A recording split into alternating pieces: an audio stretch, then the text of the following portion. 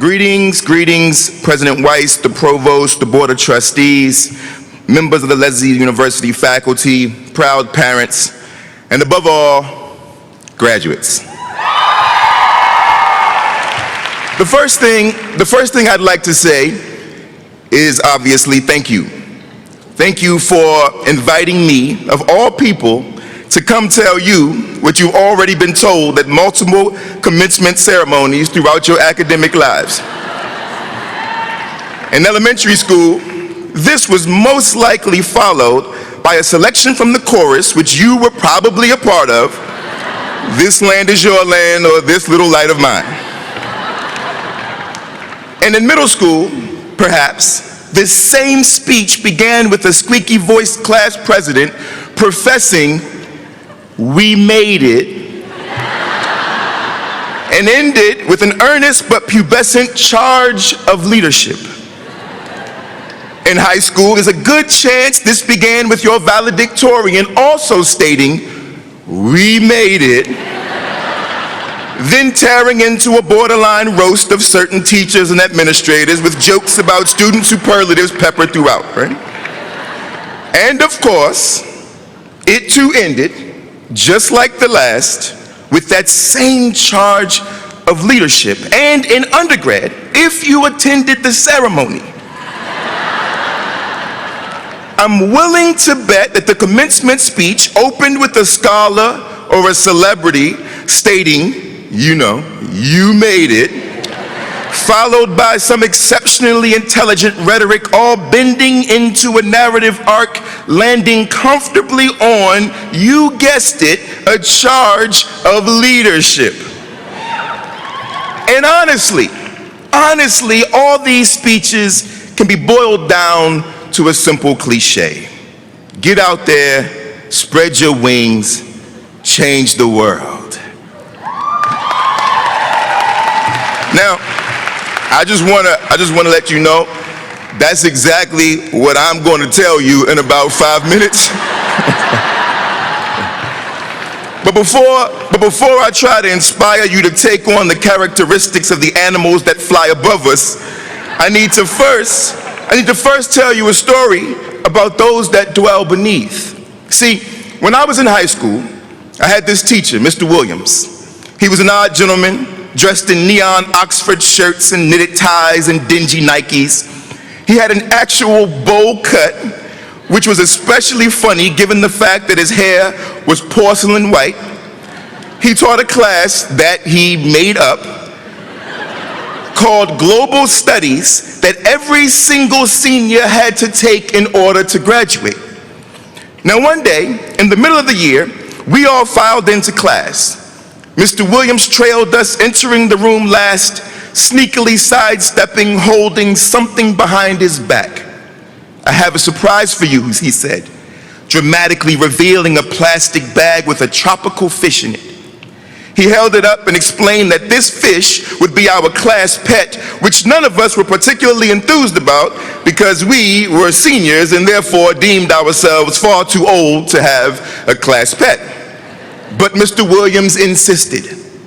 After putting the fish in a tank, he asked us to name it and feed it every day. There was only one rule, a non-negotiable. We could not, under any circumstance, touch the fish. Mr. Williams warned us that if he caught any student with their hands in that tank, or if our fingers even came close to those Technicolor scales in any way, we would be suspended for 2 days, no questions asked. This didn't really seem like anything worth fighting no more. I mean, think about it. What high school student was going to open his or herself up to the obvious onslaught of jokes that would ensue from handling a fish in the middle of the school day? None. So, no problem, right? Day after day, we'd come to class, we'd feed the fish, and sometimes press our faces up to the glass, watching that rainbow in motion, swimming back and forth, and over time, we even settled on a name for it, Confucius. But about a month into Confucius's residency, Just after its daily feeding, Mr. Williams casually walked over to the tank and, using a net, removed the fish and set it on the floor. It flipped and it flopped and it flapped, gasping, inflating, deflating, dying in front of us. We gathered around to watch it, mortified, afraid, confused, until finally 2 young ladies shuffled into the circle, scooped Confucius up like a live grenade, and tossed the fish back into the tank. Of course, we were all relieved, including those of us too cool to show that we cared, until Mr. Williams suddenly told those young ladies to pack their bags and to head down to the principal's office. The rules are the rules, he said. And I made it very clear that under no circumstances are you to touch the fish, so unfortunately, you are both suspended. We were all outraged, riddling our teacher with, "Are you serious? And is this some kind of joke?" But Mr. Williams was absolutely serious, and this was definitely not a joke. The young ladies burst into tears, and as they left the class and walked down the hall, Mr. Williams poked his head out the door. "Hey," he called, "pick your heads up. You have no reason to hang them because you, in fact, did the right thing. But sometimes doing the right thing has consequences." As for the rest of us, we then had to sit through the remainder of class wallowing in our guilt, in our fear, shifting uncomfortably in our skin. That day with Mr. Williams was the single most important day in my entire academic experience, and one of the most transformative moments in my life. It has haunted me ever since. It has affected the way I approach my work, but more importantly, the way I choose to live. Every day is a day of decision making, a day for me to actively decide what I'm willing to sacrifice, what I'm willing to risk, a day for me to continue to parse the difference between irreverence and irresponsibility, a day to continue to assess the insignificance of being told over and over and over again to spread my wings and change the world without ever addressing the fact that not all of us have wings. There are those of us whose wings have been clipped.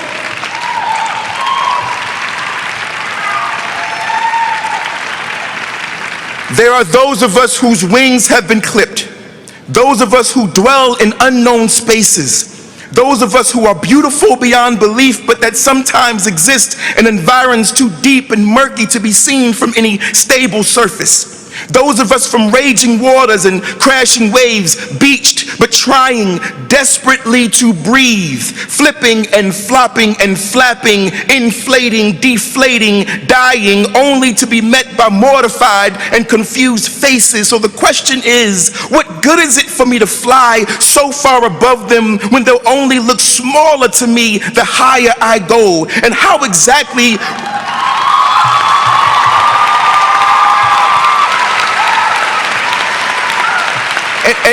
And how exactly will my grossly distorted perspective change the world for the better? Is there a way to tether ourselves to one another? Is there a way for all of us to catch the wind? You see, that is the challenge.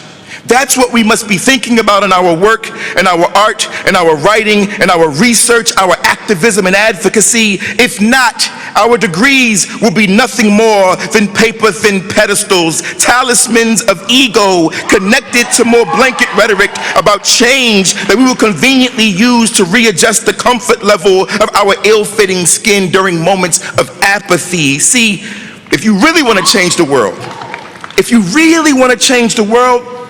return to the chorus of your elementary school.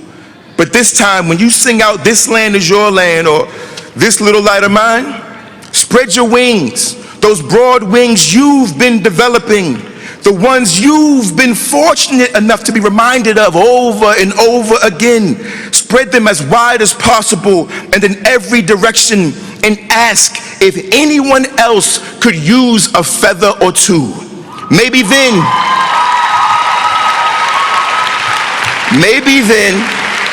more of us might also have the moment to say, "We made it." Congratulations. Now let's get to work.